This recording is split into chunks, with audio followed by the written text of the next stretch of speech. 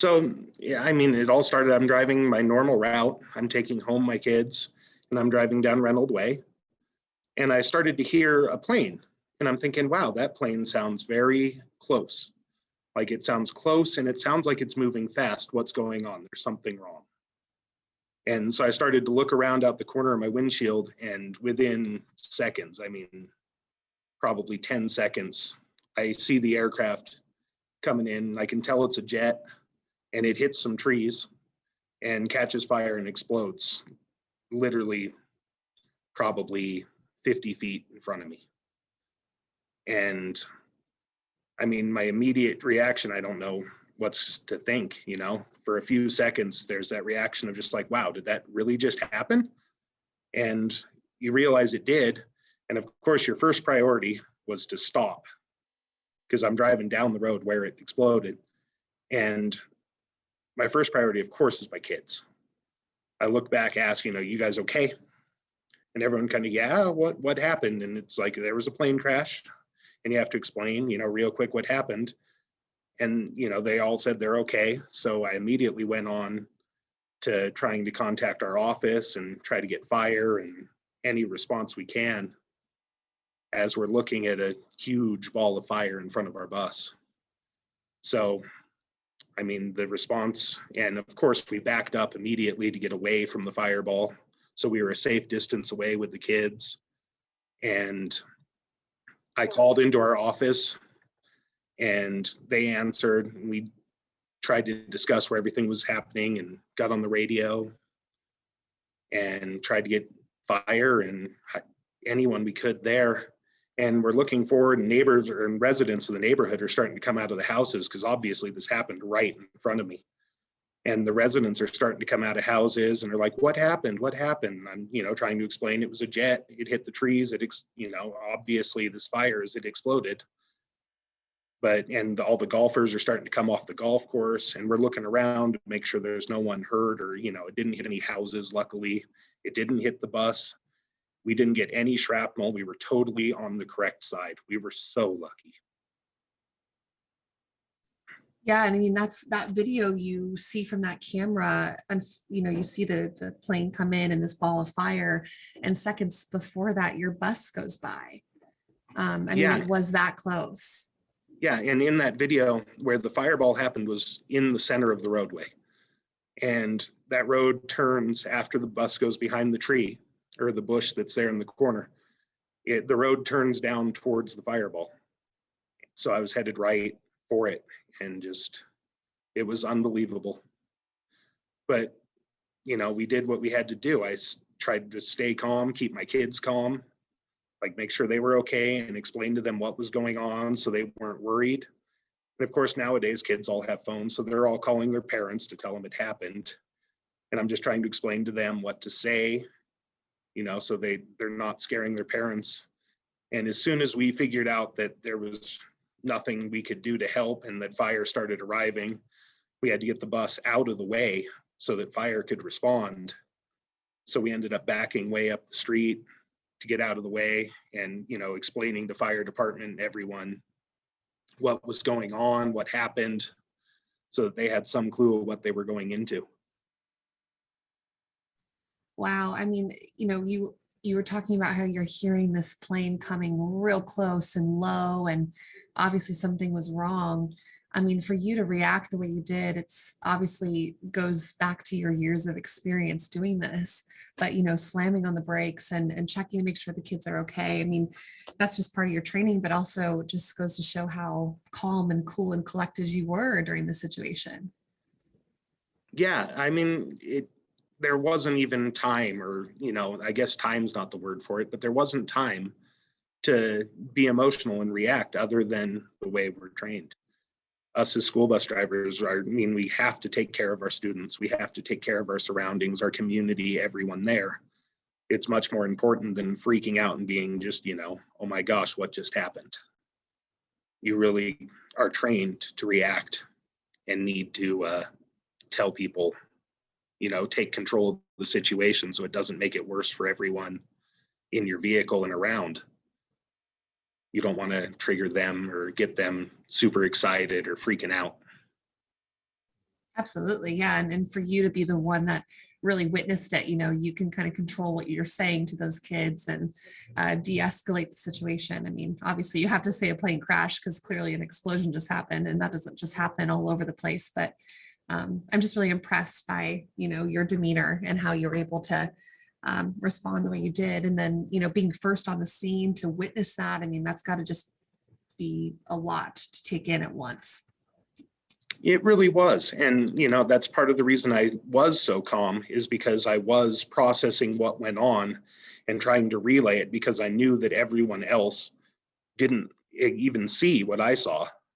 So even residents coming out of their houses and people that were right there heard it or were in their house and maybe saw a little bit. But I even had to explain to residents that were right there that, that's what happened. And just staying calm is way easier than getting emotional and not trying to be able to explain. I don't know.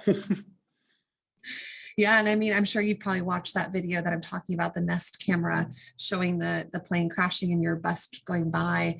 I mean, what's your reaction now a day later watching that over? I honestly watched it probably about 50 times last night just to even compress and realize that that is what I saw. Because I saw the plane out of the corner of my windshield while it was still a plane, and just went, wow, that is coming down right in front of me. And I mean, that was probably in 2 seconds time. But in my head, like they always say in accidents, it goes so much slower in your head. I saw it and just went, wow, that's coming right in front of me. And yeah, that video, it's so hard to watch now. And I feel so bad for the people in the plane. I am so glad that no one else, I'm so glad they missed us. I'm so glad I could take my passengers home to their families. I'm so sorry. Can you repeat the last just two things you said? You were lagging on the camera. Oh no, of course I lagged during the emotional part. It's okay. No, I said, I feel so sorry for the people in the plane. And I'm so glad that, unlike them, I could take home my passengers to their families. Oh, I'm just so sorry. I mean, it's tragic for everybody involved, and witnessing something like that is just a lot to take in. So I know you're definitely strong to be able to talk about it a day later, and I appreciate you going over your experience. And obviously a lot of people are hailing you as a hero for saving not only yourself but just kind of taking the precautions you did and reacting the way you did. So and then also Nanette and Kelly both said that you don't like the spotlight. So I know being called a hero is probably a little uncomfortable for you, but that's what people are calling you. I mean, I do appreciate it, but no, I've never been a person who likes being in the spotlight. Even, any time that someone gives me credit for something, it's like, no, I was really just trying to do what I needed to do in the situation.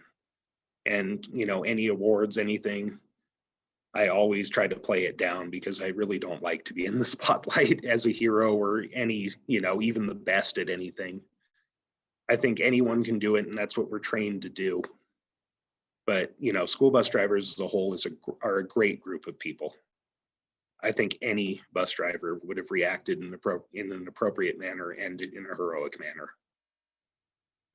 And I just have one more question, and of course I'll give you the floor, and Annette and Kelly, if you all want to chime in too.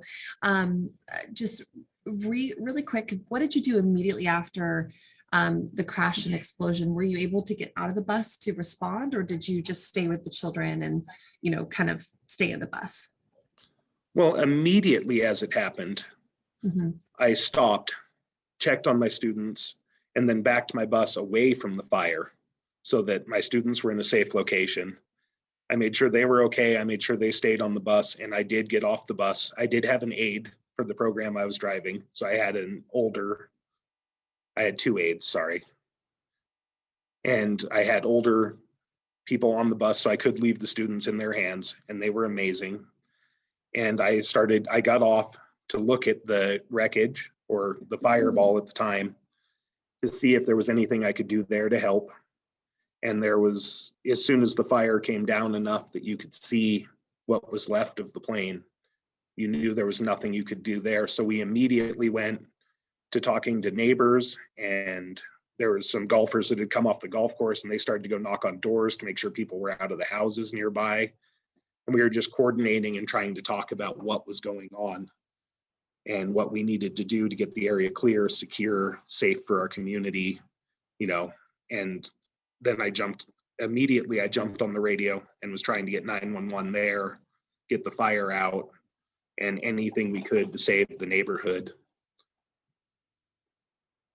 Wow. And yeah. Yeah, so you really were first on scene. I mean, I didn't see anyone else.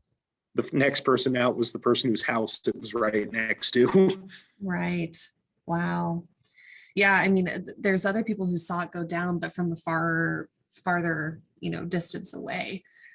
So I believe you were the closest to this. Yeah, I'm sure there were a few people on the fairway at the golf course that saw it pretty well too, but because they were there within a minute. Wow. But we were right there. I mean, I've never been that close to a severe tragedy like this. It was hard. I'm so sorry. Well, I'm so glad you're okay physically. Obviously there's probably a lot to process, but sounds like you're doing the right thing, being back at work and being with the people that, support you. So thanks for your time. Is there anything I didn't ask? Anything you want to make sure to reiterate? I'd love to give you the floor.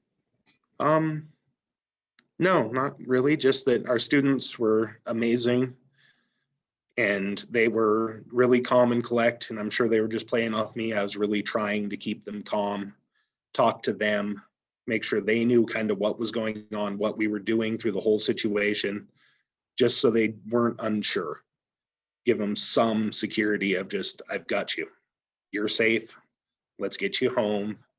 Nothing's happening to us. We are safe. And they were amazing and just listened and did exactly what we said.